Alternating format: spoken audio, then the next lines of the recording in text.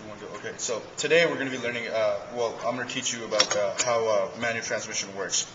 Now, there's 3 basic shafts into manual transmission. This is the input shaft right here. This part is connected to the clutch, where the clutch will get the power from the flywheel and the engine, and it'll make the transmission move. This right here is the output shaft.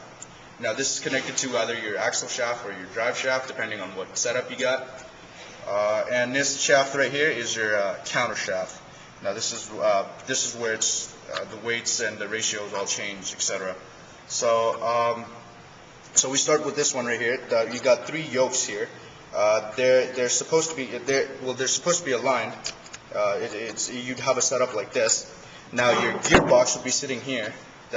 On top of this, and you have your shifter here. Now this transmission is in neutral right now.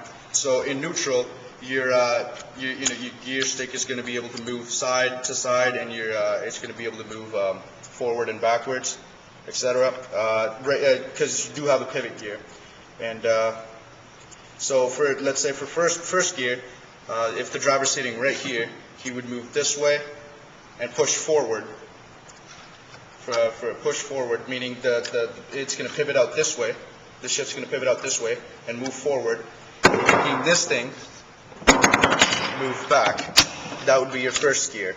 Now, from first gear, when you're getting the input, it goes from the small gear to the counter shaft, and from the counter shaft, the smallest gear, and from the smallest gear, it moves up to the highest gear, giving you high torque.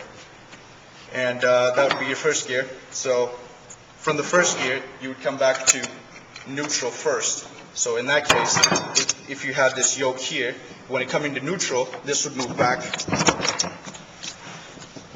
This would move back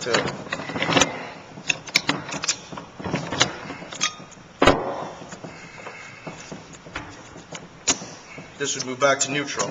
Now it's neutral again, and again with the yoke assembly right here. With the second gear, it would still swing this side, and you would push back for second, making this go forward, and this would slide up to right there. That would be your second gear. So once you get your input, this gear goes again to here. From here it goes to this gear, and from here it goes up here, giving you a different output and a higher speed. Now, from here, you would go back to neutral, making this push back again. Right here, you're back to neutral.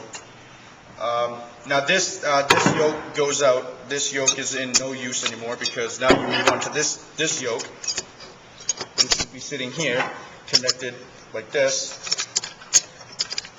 Now you come back to the middle. The pivot would turn into the center, and then for a third gear, you would push forward, making this come back like that, and the gear would change, the speed would change, etc. The input coming from in here, back here, from here to up here, the counter shaft having the higher gear, etc.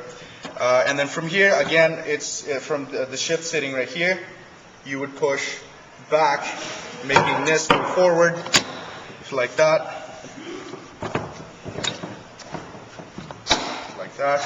Making you go into the 4th gear with a higher speed.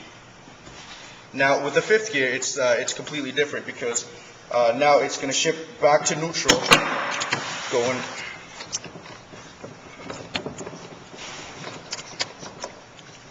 It's going to slide back. Come on. There we go. Back in neutral. This goes from the 5th gear. The gear is going to slide to the side, having connected to this yoke, the 3rd yoke, and for the 5th gear, you would move up, pushing this back, engaging this gear.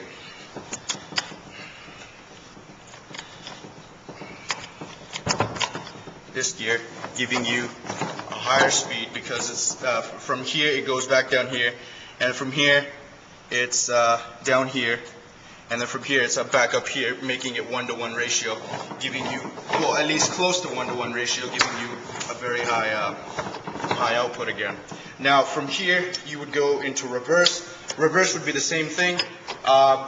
From here you would go back to the normal side, which would be neutral again, and that would be,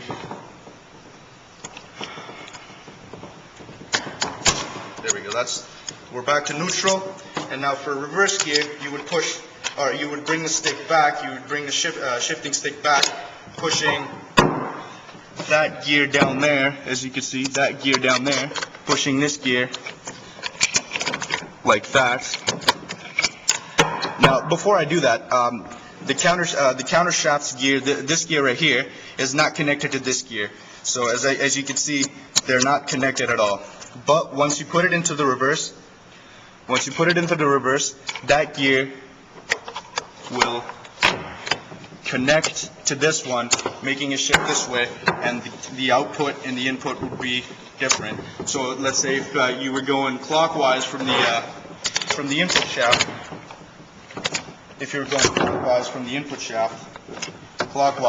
that would change the gears, make it into a opposite-sided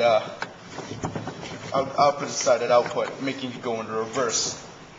And that's basically how the gears transmission work. And now as you see this part right here, they're called the synchronizers, the brass synchronizers.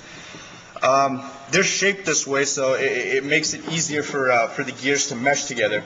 Now, you want that because once you're driving at 60, 70, 80 kilometers an hour on the highway or something, and the reason is because your transmission wouldn't stop moving to actually get the gears to move or something like that. So these synchronizers are there to make the meshing easier, because the shape like that, it would, let's see here, it would connect like, it'd be spinning like this, and it would connect, and then they would actually go in, and it would work much better.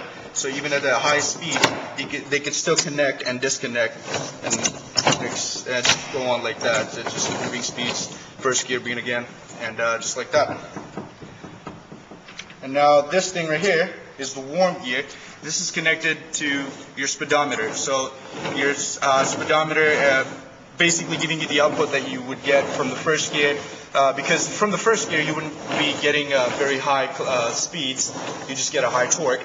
So meaning this, it doesn't matter how fast you spin this would spin much slower. That's how you would measure your speeds. And that's all. That's how basically a manual transmission works from 1 to 5 gears. Now it does get complicated when you have other gears, etc. But yeah, that's about it.